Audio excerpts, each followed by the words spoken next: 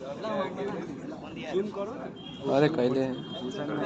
आदरणीय अध्यक्ष महोदय, प्राचार्य महोदय, उपाचार्य महोदया, शिक्षकगण और हमारे प्यारे छात्र एवं छात्राओं, सबों को मेरा सुप्रभात। वर्षा के कारण हम लोग प्रेमचंद की जयंती नियत समय पर मना नहीं सके, लेकिन जयंती का तात्पर्य ही है जो उनकी कृति का गायन, उनके सुयश का गायन। तो आज हम लोग प्रेमचंद्र के विचारों का, प्रेमचंद्र की साहित्यिक उद्देश्यों का हम लोग आपस में साझा करें। वास्तविकता तो यह है कि अनगिनत राही गए इस राह से उनका पता क्या, अनगिनत राही गए इस राह से उनका पता क्या, पर गए कुछ लोग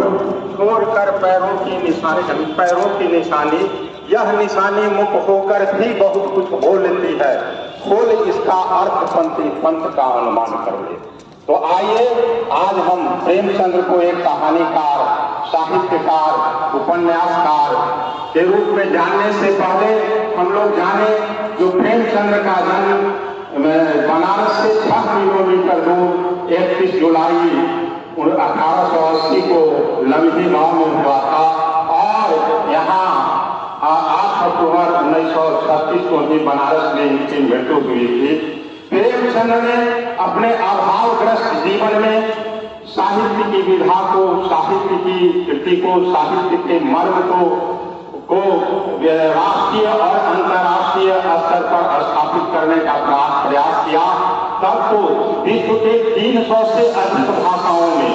प्रेमचंद्र की कृति का अनुवाद आज भी विराजमान है, जिसमें एक ओर समाज में गरीबी, असमानता, वर्गभेद, भ्रष्टाचार, दहेज की दानवता, कृषक जीवन की व्यथा और सामाजिक जीवन की समस्याओं का उल्लेख देता है। तब तो हम देखते हैं जब बेटी का पर्याय दुहिता का वर्णन करना हो तो बड़े घर की बेटी कहानी की याद आती है, और जब सुगृहिणी का वर्णन करना हो तो सुभागी कहानी हम लोगों के बीच चित्रित हो जाती है, और जब बेबस मजबूर की आह का वर्णन करना हो तो कफन कहानी हम लोगों के बीच उद्घाटित हो जाती है। और साथ ही साथ हम देखें जब भ्रष्टाचार का वर्णन करना हो, प्रशासनिक व्यवस्था में भ्रष्टाचार की याद आती है तो नमक का दरोगा कहानी हम लोगों के बीच चित्रित हो जाता है। इसी तरह अनेकों कहानियां जो समाज का पथ प्रदर्शक बनकर